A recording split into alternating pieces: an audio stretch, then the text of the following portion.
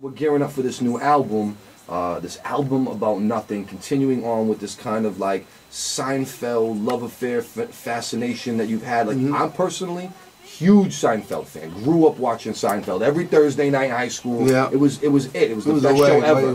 Great show. To this day, it's probably the best show ever. Like as far as from a writing standpoint, like because I'm a writer and I think about like, you know, like timing and everything, like little Easter eggs in the show. It's just crazy. It's amazing. It's one of the only shows that still gets me to laugh out loud, like a belly, like yo, I really laugh at Seinfeld. Because like even the older you get, like you listen to different things. Like 100%. Like now, like I look at his timing. I'm like, you know what I'm saying, like or like little stuff like stop saying reneging, like a little line like that. I'll bust out laughing because like yo, you just said renege like 10 times in this scene. Like I know that was improv. Like, I know that was improv. You know what I'm saying? And I look at stuff like that now. No, it's very dope. And then you know you don't realize what kind of sneakerhead that Jerry was. Yeah. And some of those classic joints in the early '90s, like the cross trainers and stuff that he's wearing. You know, very dope. So now when I see this kind of, you've been able to make this connection with Jerry, and I thought the way that you played that video, talking about the Complex deal, was the funniest thing I've seen in years. Like,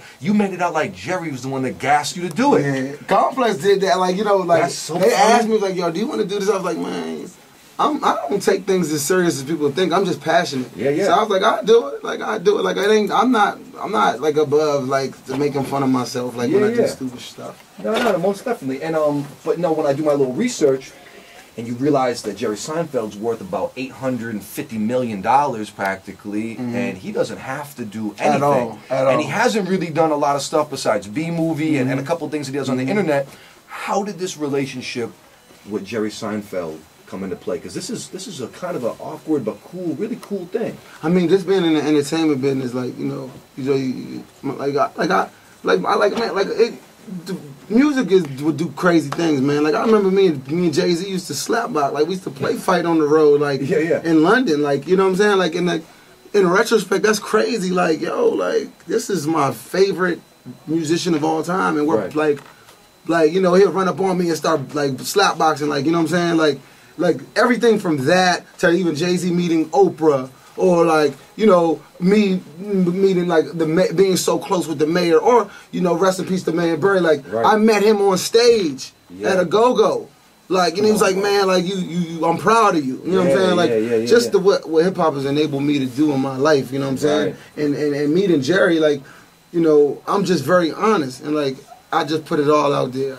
And when I met him, like I met Jerry about 7 years ago. Like I was kind of starstruck, but like the things that I was able to talk to him about, you know, and like he the way he dissects my music of not being a hip hop person. He's like, well, your music is different than a lot of other rappers. You know what I'm saying? Like you're like I can understand what you're saying. His perspective is very unjaded. Like he's really pure. And we're both sarcastic. We're both very like witty too. So like when if you're ever in a room with me and him, like we cut on each other like left and right. Like I'll be talking about wrestling and he's like, oh, God, you and this wrestling stuff. Like we just bust your balls. Like we go back at it. I'll be like, man. He was talking.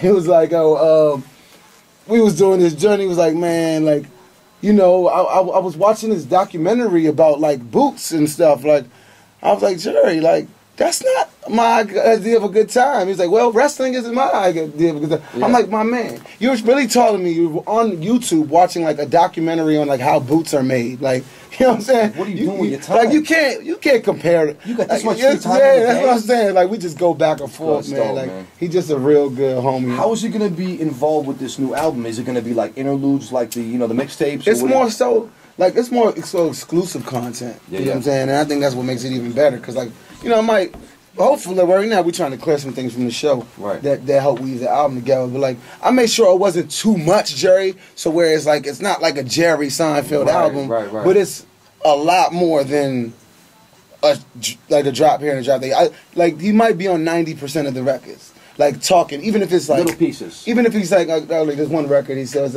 that's why success is the enemy. That's it. You know what I'm saying? Or there's some joints where he's like on the beginning and the middle and then the end of the song. Part of the song. You know what I'm saying? Like some songs he's on, dope, like Helium Balloon. I want to say he's on there like 3 times. You know what I'm saying? We might have took one out, but I want to say he's on there at least twice. When you came to Ross and was like, you know what, I got this idea for the next album. Didn't understand. No, of course not. Nobody did. No, I mean, but that ain't for him though. Right. That's why he signed me. Right. He signed me to be I'm a wild card. Everybody on Maybach, maybe 100%. other than maybe Rocky Fresh, like kind of is under the same umbrella of like hardcore gangster music. Like Stolly maybe a little over here. Stolly might be a little bit. But he's still under that umbrella. Yeah, so, but I'm like, okay, how can we get a record done with fun?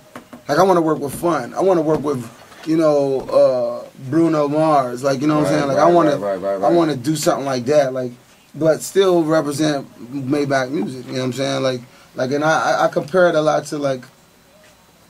I want people to compare it to when Kanye did Diamonds, and like that's when you really was like, okay, it's Jay-Z, Kanye, and Rockefeller. Like, you know what I'm saying? Like.